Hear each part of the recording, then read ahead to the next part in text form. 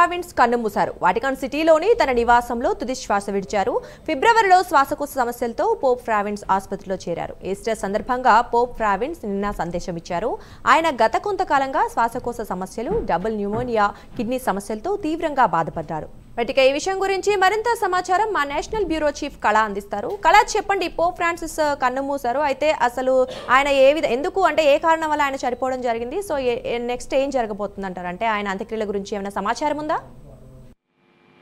దుర్గా, దాదాపు కొద్దిసేపటి క్రితమే పోప్ ఫ్రాన్సిస్ కన్నుమూశారు అన్నటువంటి వార్త ఒక వీడియో విడుదల చేయడం జరిగింది. వాటికన్ సిటీకి సంబంధించినటువంటి సమాచారం ప్రకారంగా ఆయన వయసు 88 సంవత్సరాలు.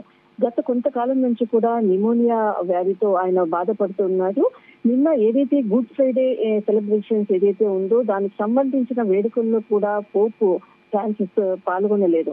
దాదాపు 3 సంవత్సరాల నుంచి కూడా అతడు అంటే గుడ్ ఫ్రైడేకి సంబంధించినటువంటి వేడుకల్లో కూడా పాల్గొనలేదు. నిన్న కూడా ఈ కార్యక్రమంలో పాల్గొనలేదు.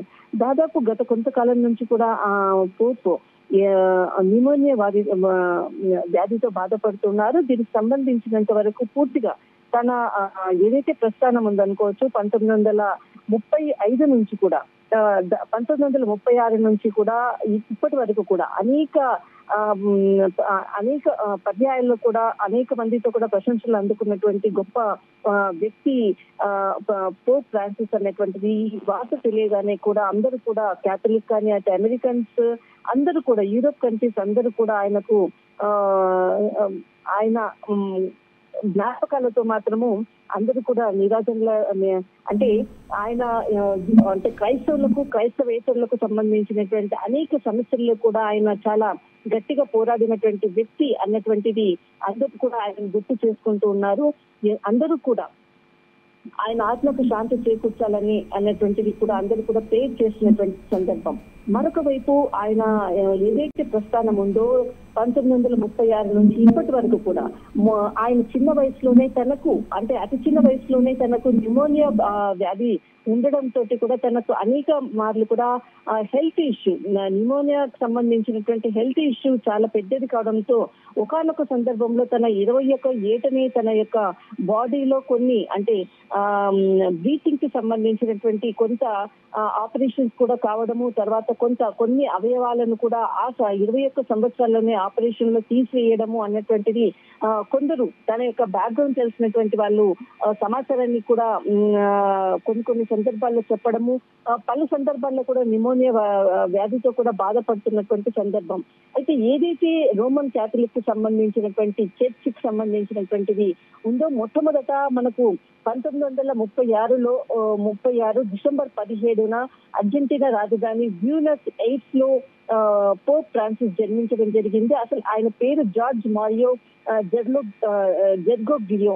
అయితే ఈయన దక్షిణ అమెరికా నుంచి మొట్టమొదట పోప్ అయినటువంటి రోమన్ క్యాథలిక్ పూజారి ఎన్నికైనటువంటి వ్యక్తి పోప్ ఫ్రాన్సిస్.